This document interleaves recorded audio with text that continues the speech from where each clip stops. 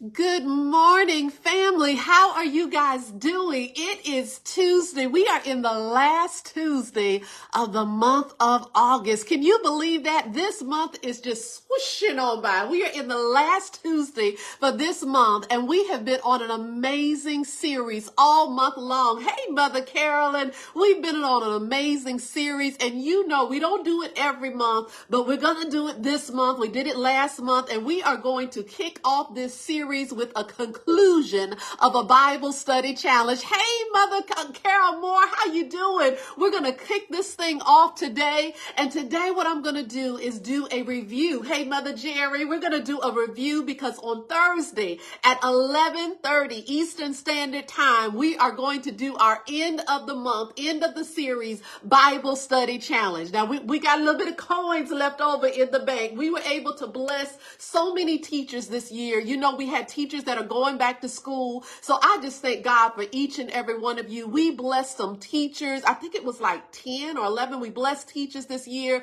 so that they could get school supplies. So they had some teachers that are in the school system. We have individuals that are over nonprofit organizations that helps individuals get prepared for college. So guys, we have done a deep reach this year. We had some daycare center providers. So because of your assistance, because of the contributions and the donations that you guys provided, the Tuesday Live with Tab eChurch has impacted kids in daycare, in regular school, elementary, middle, high school, and all the way to college. To God be the glory. We are doing some things. We're doing some things, doing some things. But if you are ready, this is how we're going to do it. Now, you will be eligible if you come in first place, and this is for Thursday. So today we're going to do the review. We're going to do the recap of everything that we've been covering all month long. The first place winner will get $200. You just got to have Cash App or Zelle. The way that you win that money is on Thursday when I ask the questions. I'll be mixing them all up. You got to be the first person to get your answer in the chat before the other person gets their correct answer in the chat. Now, I always tell you, I put this disclaimer out here. I'm not responsible for your Comcast, your internet, your Bell South, your dial-up. I'm not responsible for your internet speed, honey. You just got to get that answer in the chat first. So the first place person will win $200. The person that comes in second place with the most correct answers will win $125. And the third place winner will win $75. So we are going to go over review. And I just want to tell you guys, thank you again. This has been such an engaging series of Happily Ever After. Now, the only people that are not able to participate is if you are a board member like myself, you're not able to participate. And Mother Carol, oh my goodness, Mother Carol Moore, can you guys throw some love up? She is our new church secretary for the e-church. We are so grateful for her. But Mother Carol, that means you can't participate. You can still put your answers in there, but you just wouldn't be eligible because we try to make sure that we only do that for e-church members that are not board members. So, but we still are so glad to have her as the secretary. She is an absolute jewel. She's an amazing, amazing person. Hey, Sister Mary. Hey, Sister Wanda. Y'all come on in here. So we celebrate Mother Carol Moore, Minister Mother Carol Moore. She is our new e-church secretary. We thank God for all that Dr. Crystal Chanel provided to us in the launch. She was our secretary during the launch and just had some transitions going on from a personal perspective. And at the end of the day, ministry is not supposed to be taxing. So as a friend, because she is my friend first, I said, friend, let's make some transitions. So I thank God that she is still a part of the e-church, just in a different capacity. Hey, Jesse, how you doing? And then we also have, let me go on and get this other announcement out here. We have Mother Jerry Patton. Mother Jerry Patton, for those of you that don't know, we are on this venture to help families create a legacy where they can look back, Candy Love, and say, you know what? In 100 years from now, if I'm still here, like Methuselah, if I'm still here, this is what I want to say. I had a part in contributing towards the family legacy that we are building in my bloodline. And we have some individuals that are going through this training. Coach Corn has been our facilitator on Saturdays. Our next class ends on this Saturday, but we're going to walk with these families that signed up for a year. And Mother Jerry Patton is our family legacy team leader. I don't have to do it. I said, thank you, Jesus. You can't do everything. You got to surround yourself with people that have a willing heart, and that is something that she definitely has. So Mother Jerry, we celebrate you, and we thank you also for your yes. And guys, if you are ready, let's hit this review. If you hadn't been tracking with us all month, again, I don't know why. I just don't know why. You can catch the replay if you at work, okay? But we're going to do a real recap today of everything that we've covered so far for the month of August. Because again, for those of you that just joined, we're going to do our Bible study challenge on Thursday at 11:30. First place, $200. Second place, $125. And the third place winner will get $75. So let me go ahead and give you these questions. I want you guys to get your paper and your pen out so that you can write it down. And come Thursday, honey, I want you to show off your knowledge. I want you to make God say, ooh, now they learned something down there. I want you to make them smile, honey. I want you to make them smile. Let's get into these questions so that we can do this review. Let me get my glasses on so I can see. Ooh, Lord Jesus, I tell you, with age comes some situations. And one of the situations, that blurry vision, that blurry, y'all hear me saying it? I've said it just the way it feels in my eyes without these glasses and blurry vision. So I had to get me some help. So let's go ahead and jump into this thing on today. So we're doing our review. And if you guys want to practice, you can put the answer in the chat just to practice, see what you got, But we started off our review. It's 12 questions that I'm going to go through, and that'll be the questions that I'll ask on Thursday, and I'm going to mix them up. Today, you're going to get them in order so that you can get the flow of how we went through everything. But let's go ahead and jump in. The title of the series for August, does anybody know what was the title of the series that we've been covering for this whole month? We've been snatching some childhood stories from back in the day. Does anybody remember what the title of the series for this month is that we've been covering? You can put it in the chat. Don't be bashful. Don't be shy. It starts with the word happily. Does anybody remember? Let me check. Happily ever after. All right, Mother Carol Bailey, you got it. Happily ever after. That is the title of the series that we've been covering this month. And the reason we've been covering it is because as believers, as those of us that believe in Jesus the Christ, those of us that believe in God, our Father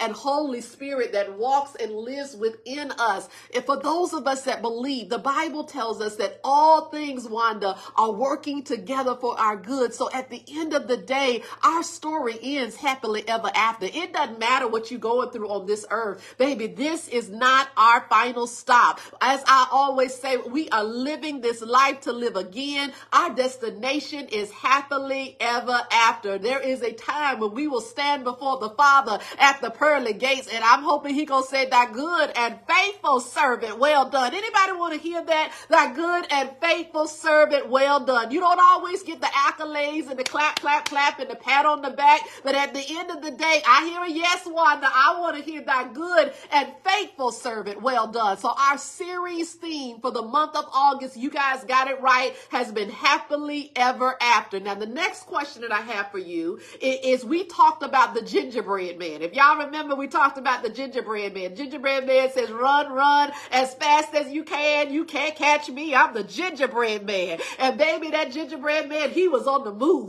move. He dodged all of these folks that was trying to catch him and gobble him up. But then he ran into this fox. Y'all remember the fox? He ran into the fox at the end. And I was like, oh my God, don't stop for the fox. But we didn't just stay in story time.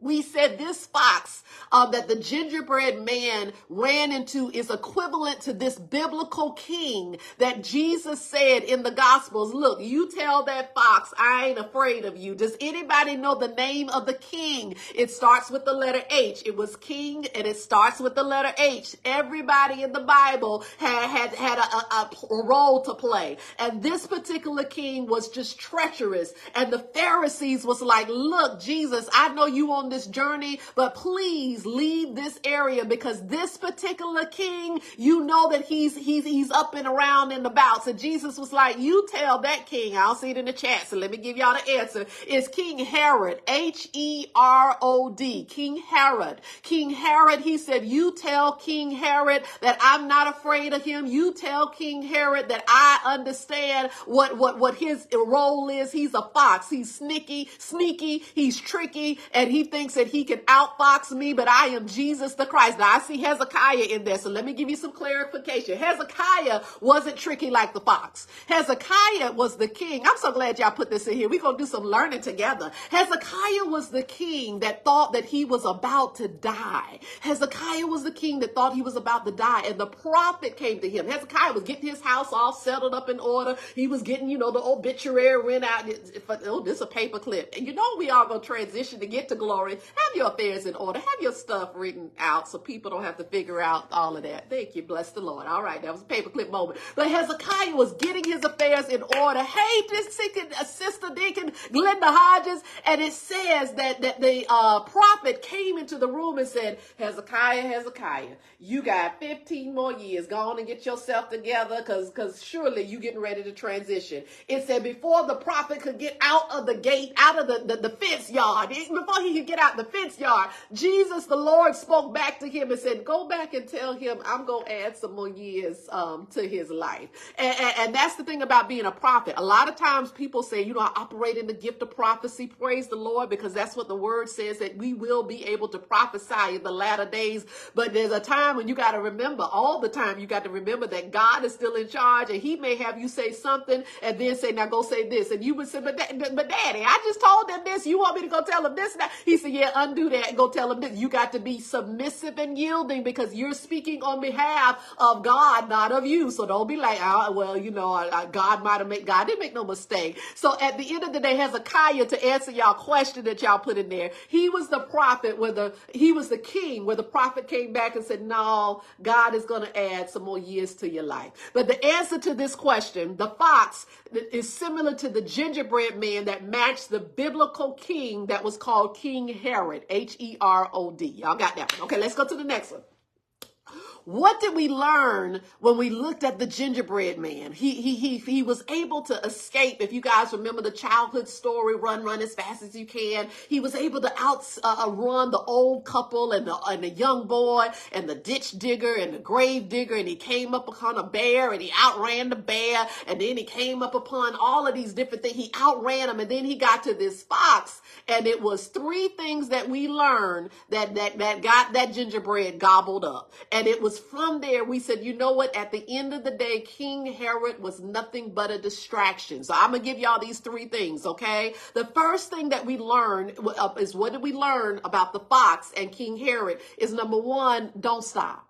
Well, the first time in the race of the gingerbread man, hey there, Victoria, the gingerbread man stopped to entertain the distraction, which was the fox. When we talk about King Herod was nothing but a distraction. So how do we now go from a childhood story to the Bible story and bring it into 2024 so we can get some application? You don't want to just know the word. Okay, Pastor Ab, I know all this word, but how do you apply this word? So the first takeaway that we have, it's going to be three that goes with this answer, is don't stop. Whatever is coming your way, and you know it is nothing but a fox trying to sneak you and trick you and make you stop in your flow and make you stop achieving your goals and doing the things that you know that God has you on a mission and an assignment to do. Don't stop. That's number one. The second thing, the fox tricked him and said, you know what? I know you stopped. I done got you to stop, but I can't hear you, gingerbread man. Because, gingerbread man, you can't catch me. I'm the gingerbread man. He said, I can't hear you. He drew the gingerbread man in. So the second thing that we learn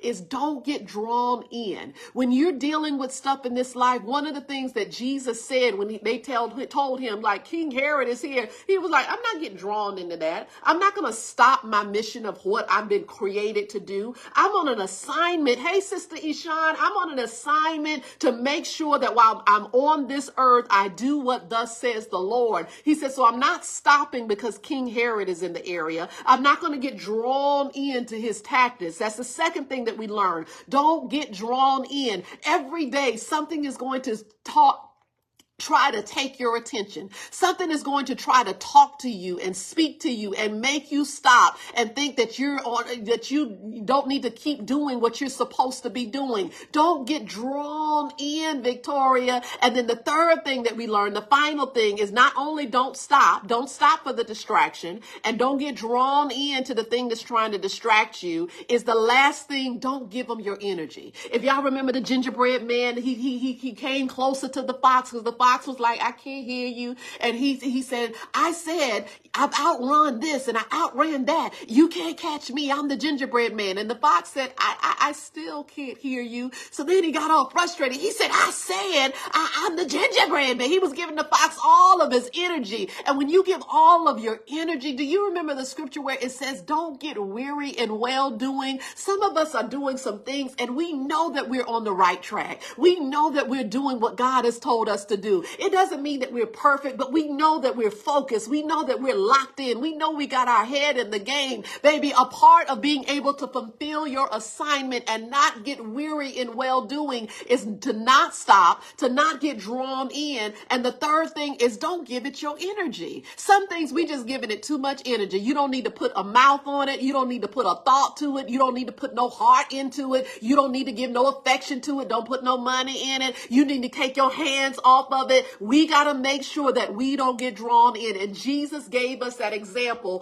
through his response to King Herod. He said, Herod, I know who you are, but at the end of the day, I'm not going to stop my assignment on earth. Number two, I'm not going to get drawn into what you trying. Oh yeah, King Herod. Well, it's a lot of King Herods that walk all over the earth. I'm still going to do what I'm called to do. And last but not least, he's like, I'm not giving you my energy. I got other stuff to do. Because anybody say, Pastor Stab, I got stuff to do in this season. I ain't got time for the fox. I ain't got time for the fox. So that's your third answer to the third question. What do we learn about the fox or King Herod? Don't stop. Don't get drawn in, and don't give it your energy. Okay, let's go to the next one. The next story that we went to, Candy Love, this one got me excited. It's who got left out but was still selected like Cinderella. Y'all remember Cinderella? I don't know why this morning that thing came in my mind. It said Cinderella dressed in yellow went upstairs to kiss her fella, kissed a snake by mistake. How many doctors did it take? And that's when y'all were jump roping. 1,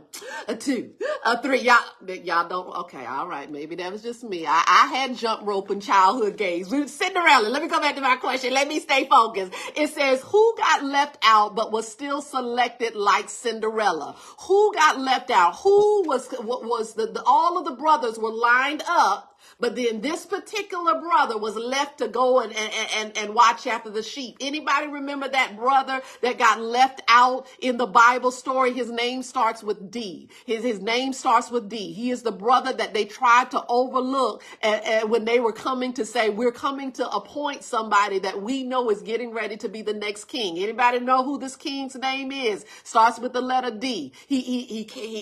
Come on, Candy Love. Candy Love said, put my name in there. King David, you got it. At the time, David was a little shepherd boy, honey. He was a shepherd boy out there tending to the sheep, and they brought all of the kids. He said, bring me your sons. I'm here to anoint somebody that is getting ready to be the next king. And they tried to leave David out. But y'all know how that story went. Just like Cinderella, the godmother said, baby, you go into the ball. Wipe your tears. Get yourself together. You go into the ball because you getting ready to be the next princess. Mother Jerry, God said, don't you touch one of these other sons until they bring David. It's another son. It's another one. If y'all remember, that's when we got a little excited. It wasn't just me. It said that he was good looking. He was easy on the eye. He was a working man. I said, oh Lord, I like a working man. He says that they had to go get King David, who wasn't the king at that time. He was a little boy. But the future prediction, the future prophecy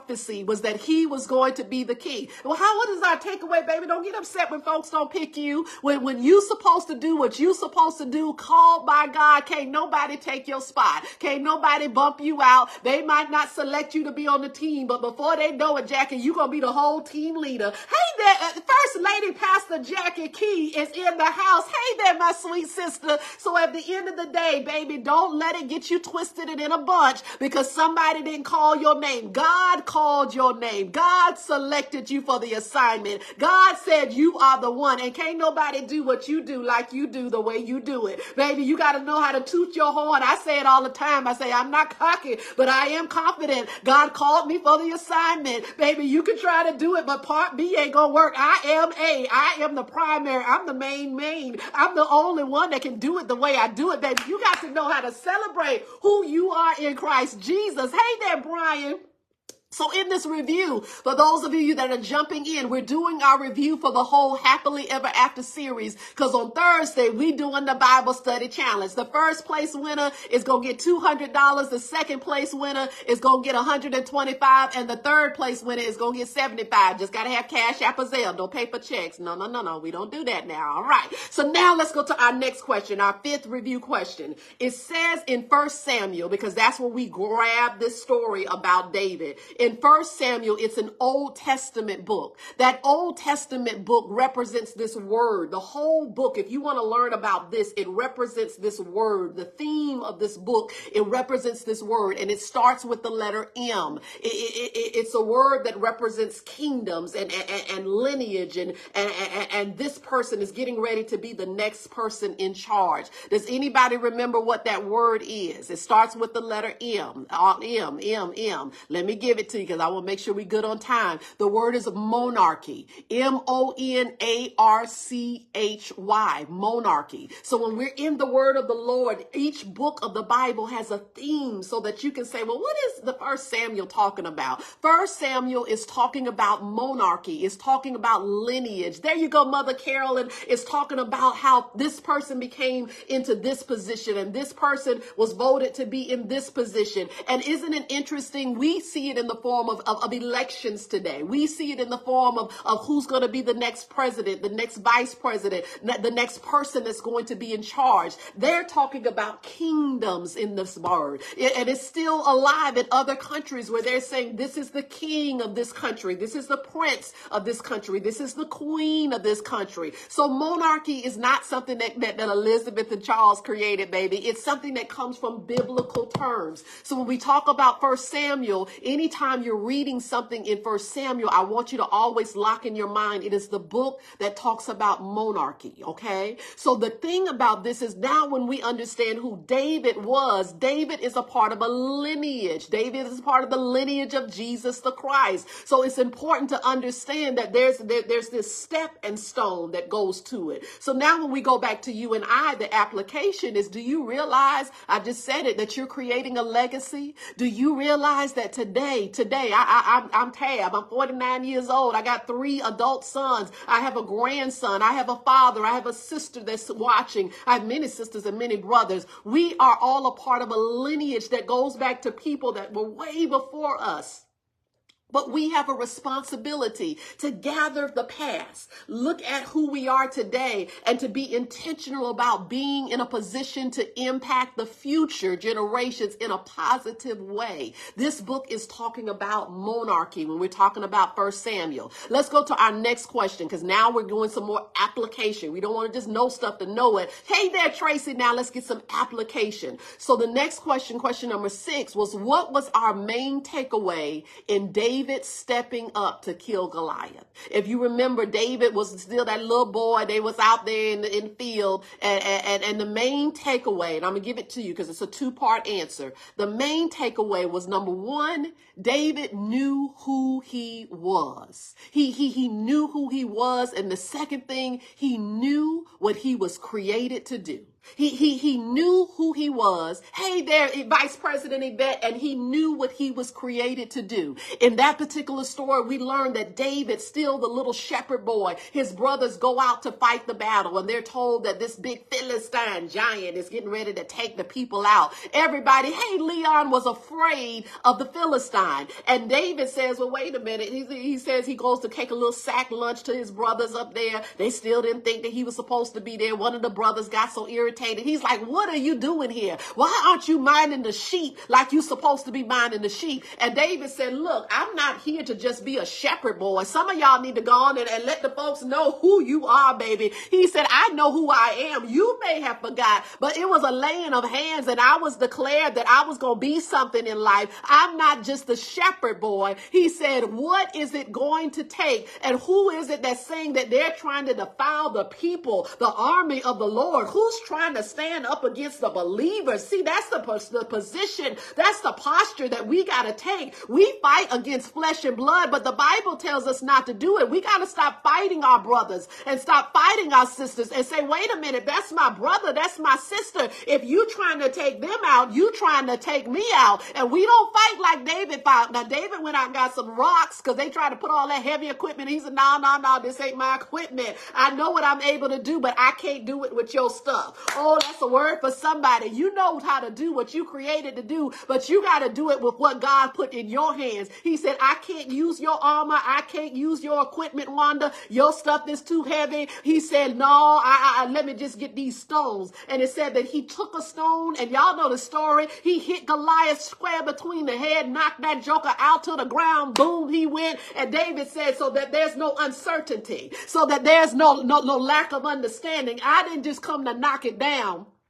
I came to take it out. David took his sword and he chopped that joker head off, picked it up by the head, went walking through the city and said, here, I want to let you know that this Philistine, this thing that you see, baby, you'll see it no more. Baby, that's the application for today. That's the application that we get out of this book of monarchy in 1 Samuel. The application, the takeaway that we get from David stepping up to kill Goliath is, one, he knew who he was, and two, he knew what he was able to do. He knew what he was created to do. Can anybody say, Pastor Tab, I feel a David rising up in me?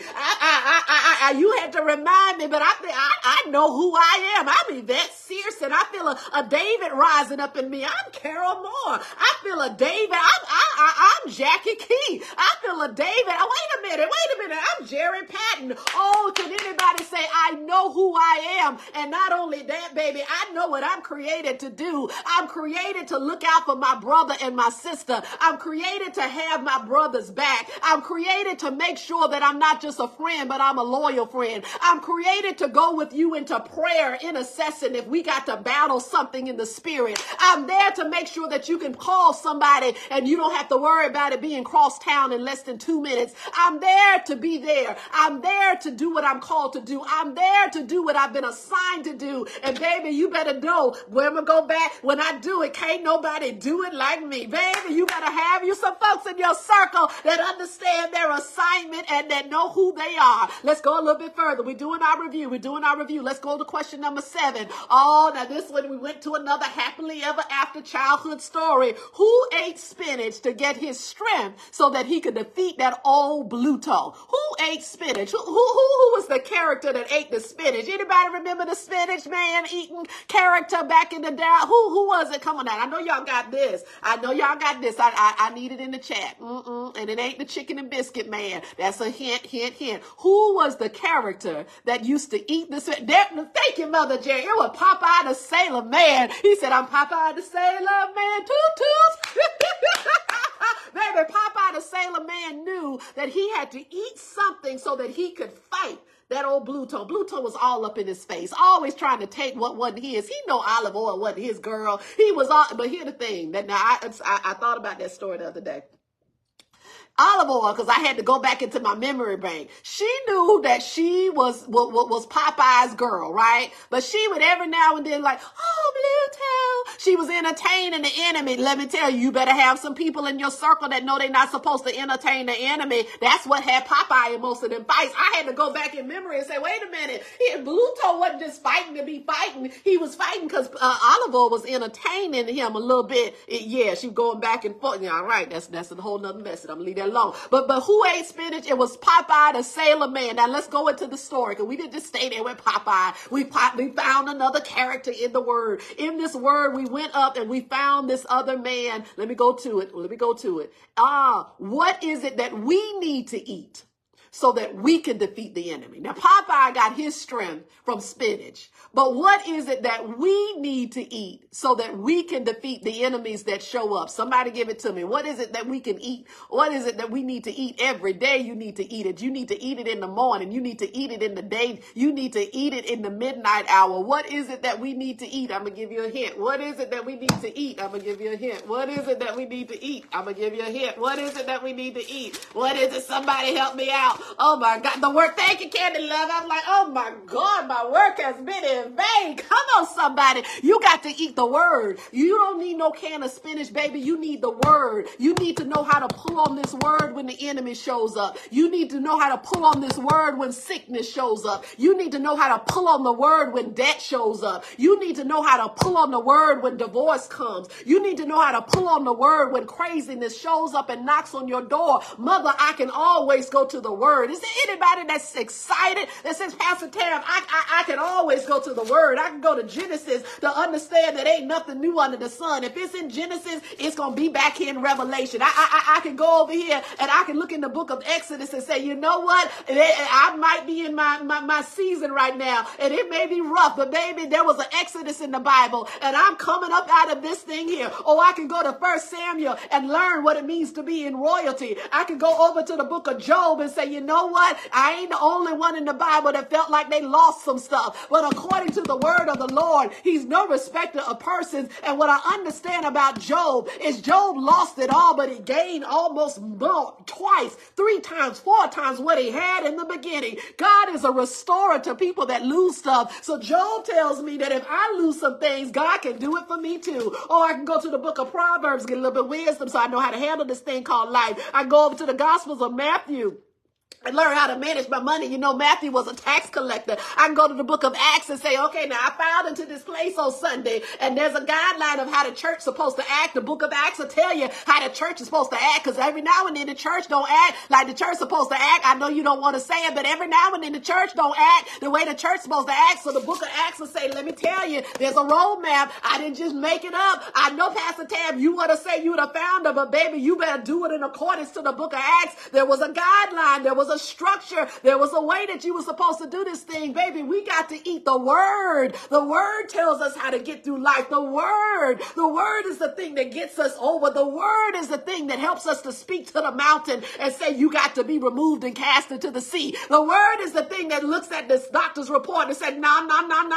My God said that I shall prosper and be in health, even as my soul prospers. The word is the thing that will make you look at the marriage and say, no.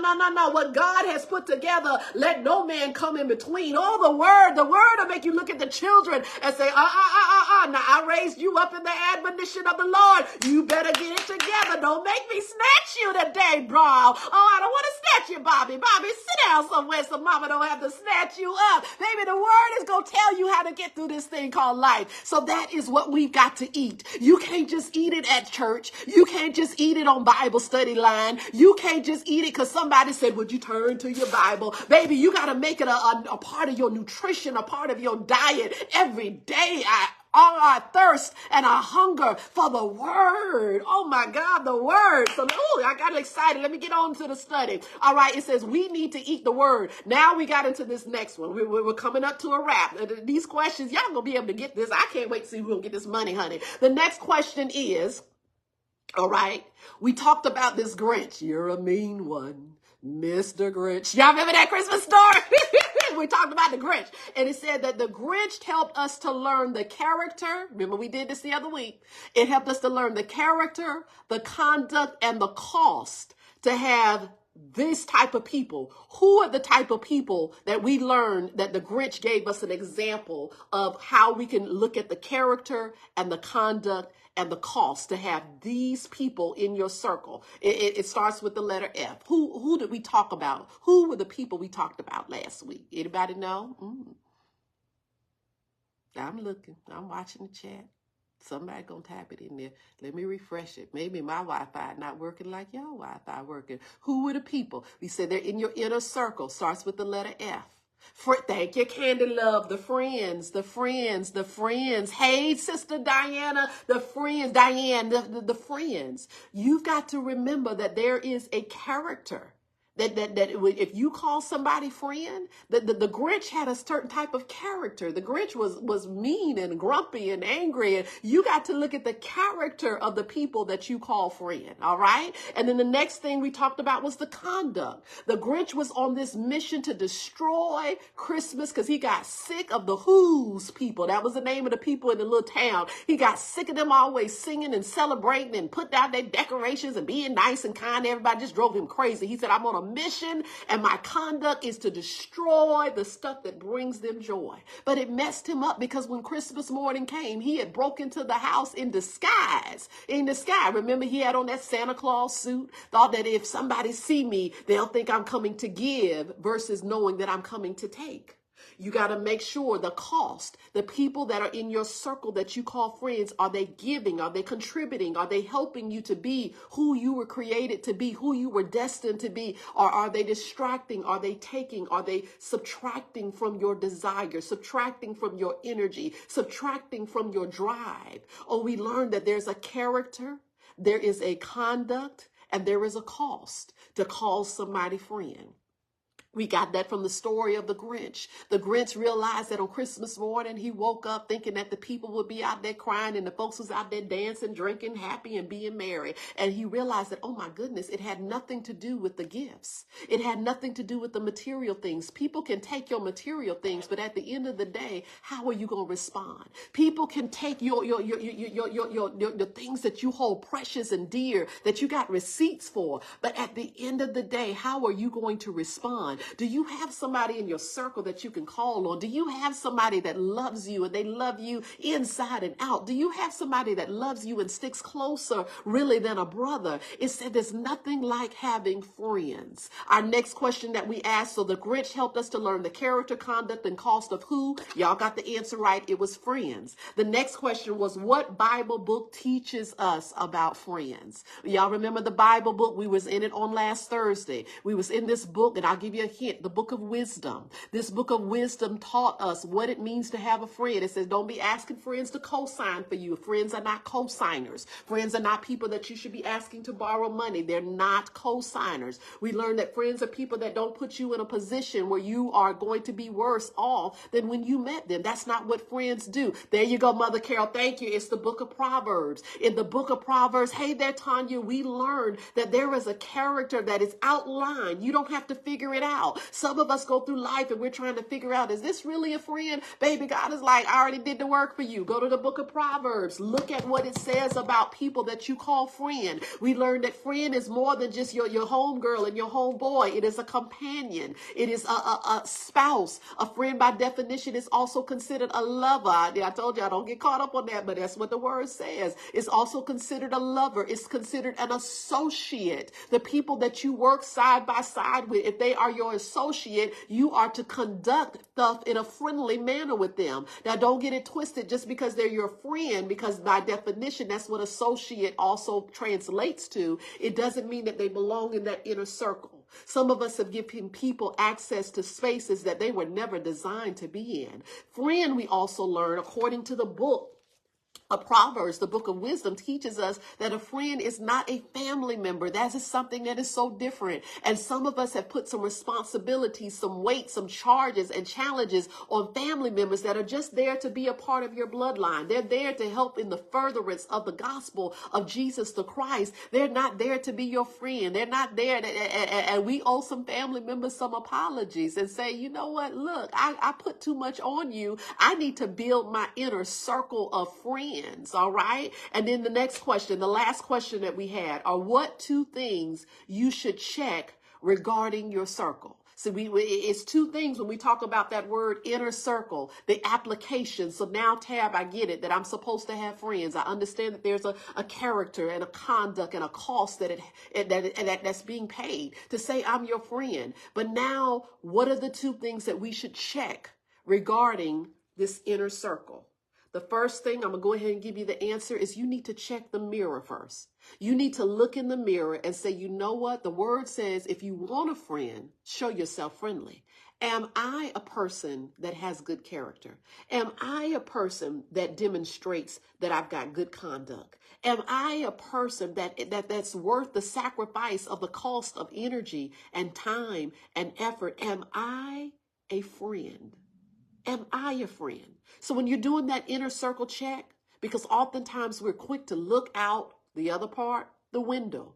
We're quick to look out the window and say, well, you didn't do this and you didn't keep your word and you weren't there when I needed you and you didn't answer the phone and you act like something going on in life. Well, hey, let's look in the mirror. Sometimes I do have something going on in life. So when my friend has something going on in life, I don't treat them different. I treat them the way I would want to be treated. I hope that you would just say, is everything okay?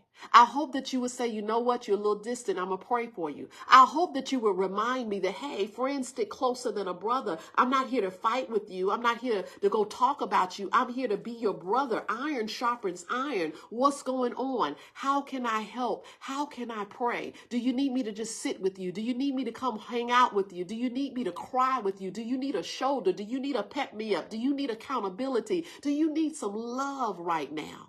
We look in the mirror and we treat our friends, our inner circle, when we look out the window, the way we want to be treated. So what are the two things that I asked you to check for when I said do your inner circle check? I want you to check self first and then check the people around you when you look out the window. Look in the mirror, then look out the window. Look in the mirror, then look out the window. Check yourself. And then you check those around. Y'all know Michael Jackson told you, I'm starting with the man in the mirror. I'm asking him to change his ways. Y'all know that song. So this is our review. Guys, this is our review. I pray that you have enjoyed this Happily Ever After series. It has been such a remarkable month. And as I said on Thursday, this Thursday at 11:30, we are going to do our Bible study challenge. Now, I don't know about you, y'all. Look, I like money. I ain't gonna say I don't love money. I'm not a lover of money, but I like money. So the person that comes in third place that gets their answers in the chat and you come in third place, you will get $75. You just got to have Cash App or Zelle. The first person that comes in second place, your prize will be $125. And the person that comes in first place with the most answers out of these 12 that we asked will get $200. Guys, it is our mission to not just be hearers of the word, but to also be doers of the word. So when we have money left over out of our budget, we sometimes do Bible study challenges. So I'm hoping that it is an incentive for you to come and just participate. And don't be afraid, just like you did today, to throw some questions and answers out there. Throw it out there. Throw it out there. This is a culture and an environment where we want to learn and grow in Jesus Christ so that we can learn and grow in who we are. Y'all, I love you. I love you. I love you. And I cannot wait to see you on Thursday, 11:30. All right. So that's the Bible study review. I am going to take this handout and I'm going to put it out on the page because it's all in a short form so that you guys have it in your hands, not just for the Bible study challenge, but so that you can say, you know what, Pastor Tab, I want to learn this for me. I don't want to just learn it for the cash prize. And I don't want to just learn it to go on social media and show it off. Look, I got those answers right. I also want to learn it for me. I want to learn it so that I can pass it down to the people that are coming behind me, the people in my inner circle. I want us to be able to learn this word and grow together. So guys, I love you. That is it for the day. Oh, Sister Diane, thank you, beautiful woman of God. I say that back to you, Queen. Thank you so much, y'all. Next Thursday, 11:30. What did we say? It's going down. $200 first place, $125 second place, and $75 for the third place. I love you. I'll see you in 2 days, the Lord willing, and I live. Baby, let's do it. Let's do it. Let's do it. And until then, have an absolutely fabulous, marvelous, fantastic type of day. You going to create that type of day. It's going to be fantastic, not fantastic, Tam. You have you a fantastic type of day. Y'all, see you on Thursday. Mwah! Sweet kisses from this girl's heart straight to yours. Have a super day. Bye-bye.